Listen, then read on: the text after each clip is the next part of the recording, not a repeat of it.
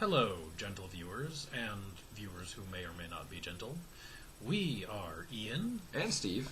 And we create an RPG called Downbelow, in which the system does not use dice. It is instead focused on players and GM creating the narrative together, and the setting is a sci-fi cyberpunk sort of world. And today we're going to spend about 5 minutes or so talking about system. Specifically, I'm going to save another question for a little bit later, but the question I have for Ian today is one of inspiration, because he asked me an inspiration question yesterday, so I'm going to return the favor today. So, normally when one talks to game designers, a game designer will mention specific systems and specific mechanics that inspired them. My question's a little different. It's easy to talk about mechanics that inspired mechanics. What are some other, well, let's call them not necessarily systems that have inspired your design? Anywhere from mechanics to culture to literature to whatever. What are you trying to emulate here? So, when I set out to create this system, there were two things I wanted to do. I wanted to create something that was not random, because random elements in game design can be frustrating to everybody involved, because when they go one way or the other, then somebody can get frustrated because it's not going their way. Even in a lot of random element games, the traditional games, there's a lot of emphasis placed on the modifiers and smoothing out the curve, for instance. Well, and in some extremely traditional random element games like poker, the emphasis is not on the single random hand, but on a large number of hands where you play the odds, and you focus thus back onto the player's skill by having a lot of randomness so that it averages out, and so somebody who is skilled at managing those odds and understanding what the odds are at a particular time, especially with the variants where you can see some of the cards so you can calculate the odds. And also in poker, the variants where you're looking at your opponents and figuring out what their faces mean when they have a good or bad hand. So it's a combination of the skill with odds and skill with people.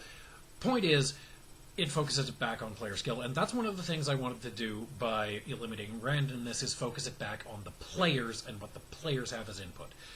I wanted to make it resource management, and I decided that I wanted the resource in question here to be story.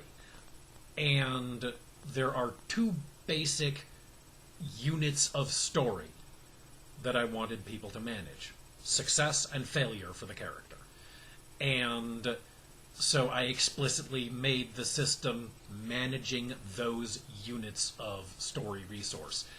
You get a certain number of successes before you have to fail, but if you fail before that, then you can recharge some of your opportunities to succeed. And this is based on media that I have consumed, in which I observed that in stories like the Dresden Files, in stories like Casablanca, in every story where there is a protagonist, which is pretty much every story, there are a few exceptions, but most stories you have a protagonist or a protagonist group. And that protagonist will succeed sometimes, and suffer setbacks sometimes, and if it doesn't happen in a certain ratio, then it becomes unsatisfying. If they fail too often, it becomes unsatisfying. Some stories do this intentionally. For example, Hamlet intentionally pushes it right to the wire of what you could possibly be satisfied by. Hamlet is about a 50-50 success to fuck-up ratio.